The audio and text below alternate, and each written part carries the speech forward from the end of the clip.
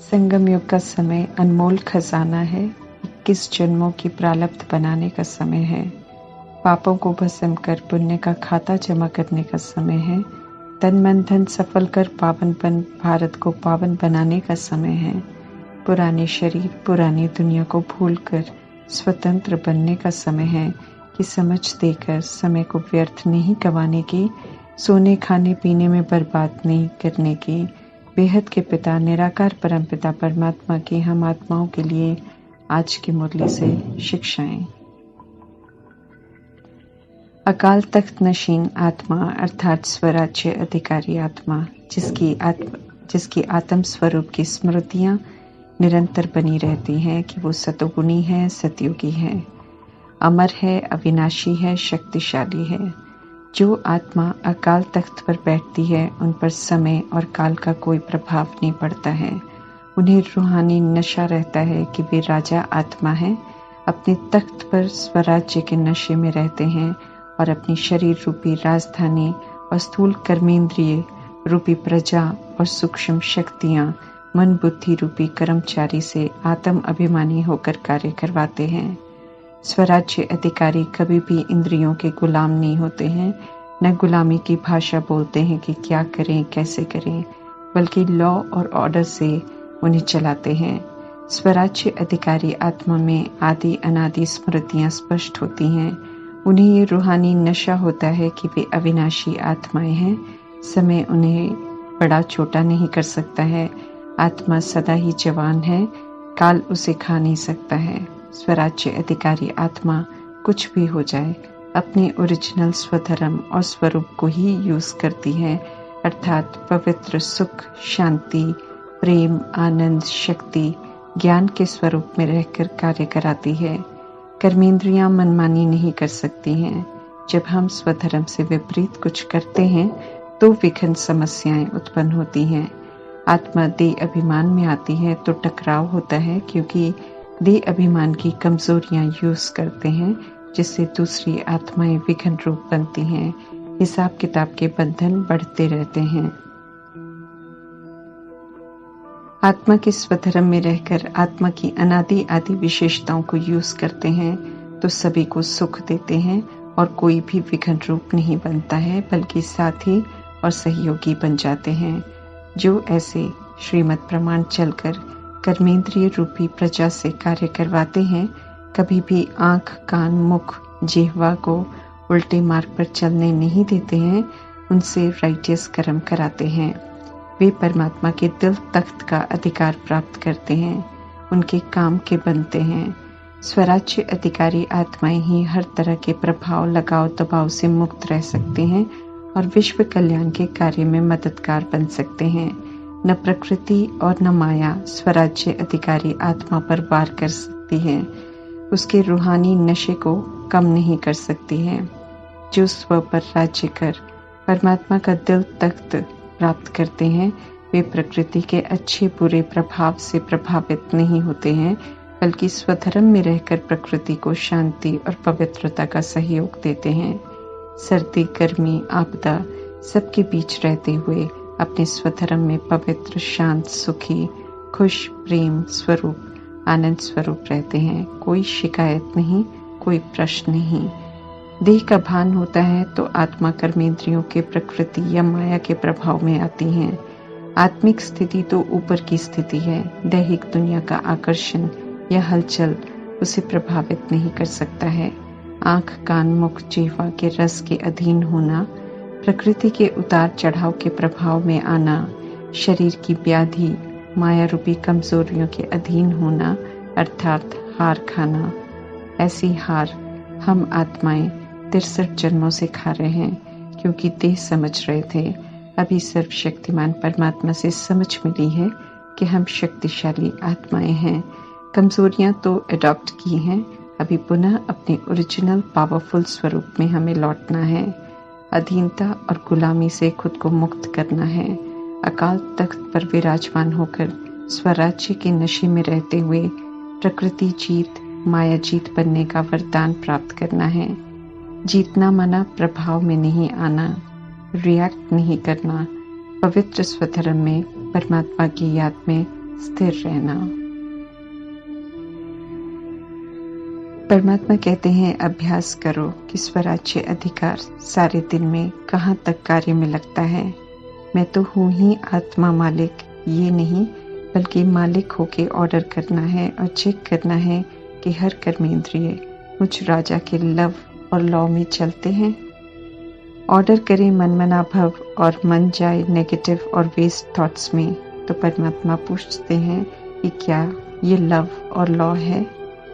Order करें मधुरता स्वरूप बनना है और समस्या या परिस्थिति अनुसार क्रोध का महारूप नहीं लेकिन सूक्ष्म रूप में आवेश या चिड़चिड़ापन आ रहा है, तो क्या ये ऑर्डर है। ऑर्डर करें हमें निर्माण बनना है और वायुमंडल अनुसार सोचो कहाँ तक दब कर चलेंगे। क्या मुझे ही दबना है, मुझे ही मरना है, मुझे ही बदलना है, तो क्या ये लव और ऑर्डर है। अपने ऊपर रहम करो। परमात्मा कहते हैं अपने अधिकार को संभालो, आत्मा मालिक होकर कर्मेंद्रियों को चलाओ। स्मृति स्वरूप रहो कि मैं मालिक इन साथियों से सहयोगियों से कार्य करा रहा हूँ। स्वरूप में ये नशा रहे तो कर्मेंद्रियां सदैव जी हाजिर करेंगी। अधिकार की सिद्धियों को कार्य में लगाओ, मालिकपन लाओ। संस्कार को आप ऑर्डर करो, कैसे नहीं मिटेगा। परमात्मा समझा रहे हैं आगे चल आपको चारों ओर साकाश देने का, वाइब्रेशन देने का, मनसा द्वारा वायुमंडल बनाने का बहुत कार्य करना है। स्वराज्य अधिकारी बनो, मिली हुई शक्तियों को इमर्ज करो। सारे दिन में स्वयं प्रति शक्तियों को यूज करो, समय पर इमर्ज हो जाएंगी ऐसा सोचकर अनजान नहीं बनो। अभी से देखो शक्तियां कार्य करती हैं या नहीं। स्व पर राज्य करो। ये परमात्मा हम आत्माओं को समझा रहे हैं। परमात्मा स्पष्ट करते हैं कि जितना आत्म अभिमानी होकर हम संकल्प करेंगे उतना संकल्प सिद्ध होंगे अर्थात पूरे होंगे। आत्मा के भान में संकल्प श्रेष्ठ, शुभ, सकारात्मक, कल्याणकारी और बेहद में होते हैं। ऐसे संकल्पों को परमात्मा पूरा करते हैं। देह के भान में संकल्प शुद्ध नहीं होते, भेदभाव होता है, स्वार्थ होता है, हद होती है। ऐसे संकल्प सिद्ध नहीं होते हैं। सिद्धि प्राप्त करने के लिए परमात्मा कहते हैं कि आत्म शक्ति की उड़ान भरते रहो अर्थात देह के भान से ऊपर उठो। देह अभिमान और विकारों से जीवन को कौड़ियों जैसा बना दिया है हमने। अब समझ से हमें ही इसे हीरे जैसा बनाना है। इसलिए परमात्मा सावधान कर रहे हैं कि समय जो मिल रहा है उसे सफल करो। अब गुणों को निकाल दो और ये अनमोल समय खाने पीने सोने में बर्बाद नहीं करो। खाने पीने सोने में आधा कल्प समय हमने बर्बाद किया तो कीर्ति कला में पहुंच गए। अभी भी वही करते रहेंगे तो दुर्गति हो जाएगी। ऑलमाइटी अथॉरिटी परमपिता परमात्मा सुप्रीम पावर हाउस हैं, सागर हैं गुणों के, शक्तियों के। एक ही समय में सर्व आत्माओं की भावनाओं का, पुकारों का रिटर्न दे सकते हैं। संगम युग में ड्रामा में पार्ट बजाने वाली आत्माओं के संपर्क में आते हैं। जन्म जन्मांतर के उलहने शिकायतें सब अभी दूर करते हैं, इसलिए बहुरूपी बन जाते हैं। निरंतर सेवा पर रहते हैं। उनकी सर्व शक्तियों की, सर्व गुणों की किरणें इस समय वहां पहुंच रही हैं जहां उनकी आवश्यकता है। भक्तों को साक्षात्कार कराना, बच्चों की पालना करना, बाप टीचर सदगुरु का पाठ बजाना सब बखूबी कर रहे हैं और परम धाम में भी मौजूद हैं। उनके लिए हर कार्य सेकंड का है। अभी ऐसा कर्तव्य निभाते हैं। इसलिए भक्ति मार्ग में भगत कहते हैं कि भगवान के अनेक रूप हैं। यूं तो जिस तरह के कर्म हमने दी अभिमान में कर रखे हैं और जिस तरह के श्रेष्ठ और पुण्य कर्म हमने करने हैं उस प्रमाण तो निरंतर परमात्मा की याद में रहना जरूरी है। लेकिन चूंकि आजीविका के लिए भी कर्म करना जरूरी है, इसलिए परमात्मा कहते हैं कि कम से कम 8 घंटे परमात्मा प्रति देने जरूरी हैं। उसमें अपना कल्याण है। ज्ञान, योग, धारणा, सेवा, स्वचिंतन, प्रभु चिंतन, मंथन, प्रयोग, इन सभी में समय देंगे तो 8 घंटे भी कम पड़ जाएंगे। जो परमात्मा के ये 8 घंटे की श्रीमत पालन करते हैं वे सपूत अर्थात लायक बच्चों की लिस्ट में आ जाते हैं। ये 8 घंटे ही जमा होंगे और भाग्य बनाएंगे। बाकी तो जो भी हम सब कर रहे हैं वो जमा नहीं होना है और न जरूरी है कि अपने काम में आना है और न ही भविष्य की प्रारब्ध बनाएगा। इसलिए समझदारी इसी में है कि 8 घंटे तो कम से कम हम परमात्मा की याद में और परमात्मा के दिए हुए होमवर्क में सफल करें। समझ मिली है कि विनाशी शरीर इंस्ट्रूमेंट है, आत्मा का शरीर इंस्ट्रूमेंट है। आत्मा का शरीर दिखाई देता है, शरीर परिवर्तनशील है, विनाशी है। जितने जन्म आत्मा लेती है उतने अलग अलग शरीर मिलते हैं, उतने कर्मों अनुसार शरीर के पिता मिलते हैं। आत्मा दिखाई नहीं देती है लेकिन आत्मा अविनाशी है, शरीर को चलाने वाली रथी है। शरीर द्वारा कर्म करती है, रिश्ते बनाती है, कर्मों का हिसाब बनाती है, चुकतुक करती है, फिर शरीर बदल लेती है। सूक्ष्म आत्मा अविनाशी है। अविनाशी आत्मा के पिता निराकार परमात्मा है जो कभी भी नहीं बदलते हैं। इस समय आकर अपनी और हमारी पहचान देते हैं और वैरायटी रोल प्ले करने वाली आत्माओं को परमात्मा कहते हैं कि अब पिता, बच्चा, चाचा, मामा और अन्य जितने भी रोल हैं उससे बुद्धि का योग हटाकर एक मुझ बाप को याद करो, पुरुषार्थ करो और 21 जन्मों का वर्षा लो। बेहद के पिता सर्व आत्माओं को बेहद का वर्षा देने आए हैं, हमें उसे लेने वाला बनना है। श्रीमत पर चलकर हम वर्षा ले सकते हैं। बेहद का वर्षा 2500 वर्ष चलता है।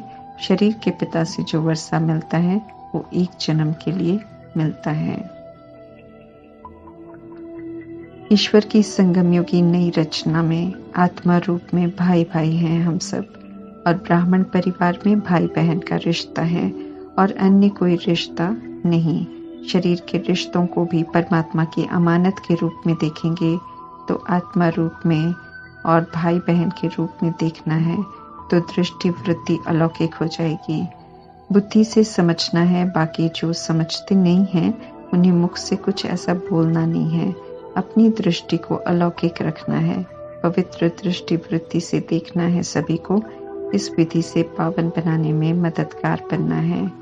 बुद्धि में निरंतर रखना है कि कौड़ी से हीरे जैसा बन रहे हैं। जो बन रहे हैं वैसे दैवी गुणों को धारण करना है और अवगुणों को निकालना है। पापों के बोझ को भी याद से उतारना है। निराकार परमात्मा इस समय सत्यता से परिचित करा रहे हैं। मनुष्य शास्त्रों से बिल्कुल विपरीत है, इसलिए शास्त्रों पर यकीन करने वाले सत्य का विरोध करते हैं। सही मायने में तो परमात्मा ही हम आत्माओं को समझदार बनाते हैं। हमें खुद को चेक करना है, देखना है कि हर दिन हम सत्युग की ओर जा रहे हैं या नहीं। हमारे उठने, बैठने, बात करने, चलने, खाने पीने, बोलने और व्यवहार में आने में बदलाव आ रहा है कि नहीं आ रहा है। समझ मिलने के बाद अब कौड़ी जैसी चाल चलन नहीं होनी चाहिए। इस तरफ हमें ध्यान देना है। परमात्म शिक्षाएं कनरस के लिए नहीं है, बल्कि जो सुन रहे हैं उसे अमल में लाना है और अपने में बदलाव चेक करना है। कितना सतोगुणी और सतयुगी बन रहे हैं, क्योंकि परमात्म शिक्षाएं ऐसा बनने के लिए मिल रही हैं। पुरानी चाल हमें नहीं चलनी है। पुरानी चलन चलने वाले नई दुनिया में नहीं जा सकेंगे। संस्कार यहाँ से ही लेकर जाने हैं। जो समझ हमें मिल रही है उसे समझकर फिर औरों से भी शेयर करनी है। मुक्ति अर्थात शांति धाम, जीवन मुक्ति अर्थात सुख धाम, स्वर्ग के वर्षे के बारे भी सभी को बताना है, क्योंकि परमात्मा के वर्षे पर सभी का हक है। जब तक रावण रूपी विकारों से खुद को मुक्त नहीं करेंगे तब तक जीवन मुक्ति का अनुभव नहीं कर सकते हैं। यहाँ की अनुभूति वहाँ की प्रारब्ध बनेगी। देही अभिमानी हमें यहाँ बनना है, समझना है कि हम आत्माएं एक शरीर छोड़ दूसरा लेते हैं। ये संस्कार नेचुरल बन जाएंगे तो निर्भय बनेंगे और अमर लोक अर्थात सतयुग में जाएंगे। संगम युग में परमात्मा से मिली हुई समझ वहां चलती है। त्रिकालदर्शी, त्रिनेत्री, त्रिलोकीनाथ नॉलेज देकर परमात्मा अभी हम सब आत्माओं को ऐसा बनाते हैं। भक्ति का पाठ अभी समाप्त होगा, लेकिन पुनः द्वापर युग से कलयुग तक फिर से चलेगा। फिर से शास्त्र लिखे जाएंगे, फिर से धर्म पिताएं आएंगे। धर्म पिताएं तो मुख्य शिक्षाएं देते हैं, लेकिन बाद में एडिशन होती है तो धार्मिक पुस्तकों का, ग्रंथ का विस्तार होता है, क्योंकि आत्माएं पुनर्जन्म में आती रहती हैं और उसका विस्तार करती रहती हैं। ओरिजिनल तो छोटा ही होता है, ये परमात्मा आकर स्पष्ट करते हैं। सृष्टि रूपी ड्रामा की समझ देने के लिए परमात्मा सब कुछ विस्तार में बताते हैं, लेकिन अंत में मन मनाभव होने को कहते हैं। मन को परमात्मा में लगाना है। जीते जी इस शरीर को भूलना है, अर्थात लगाव नहीं रखना है, क्योंकि अब इसे बदलना है। शरीर में रहते हर बात को समझना है। अपने ओरिजिनल घर को हमें याद करना है और शरीरी बनना है। शरीर में रहते हुए निर्विकारी और निरअहंकारी बनना है और ईश्वरीय सेवा में मददगार बनना है। 21 जन्मों की कमाई का समय है, इसलिए पूरा अटेंशन रखना है। कलयुग है, इसलिए पूजा में भी तामसिक भोग लगाते हैं और खाते हैं, परंतु अभी परमात्मा संपूर्ण पक्का वैष्णव संकल्प बोल कर्म से बनने की समझ दे रहे हैं। फिर विष्णु की पुरी का वर्षा प्राप्त कर सकेंगे। परमात्मा का पूरा बनकर उन पर बलि चढ़ना है, अर्थात उनकी हर बात को मानना है। टाइम वेस्ट बिल्कुल नहीं करना है। फर्स्ट क्लास पढ़ाई को पढ़कर फर्स्ट क्लास में आने का उत्तम पुरुषार्थ करना है। यहाँ की धारणा के अनुसार प्रारब्ध बनती है, इसलिए धारणा पर हमें विशेष ध्यान देना है। अपने पर रहम करना है, फिर औरों का भी संबंध परमात्मा से जोड़ने का रहम करना है। ऐसा करने में कोई भेदभाव नहीं रखना है, क्योंकि सभी शरीरों को चलाने वाली आत्माएं परमात्मा की संतान हैं और आत्मा रूप में हम आत्माओं के भाई हैं।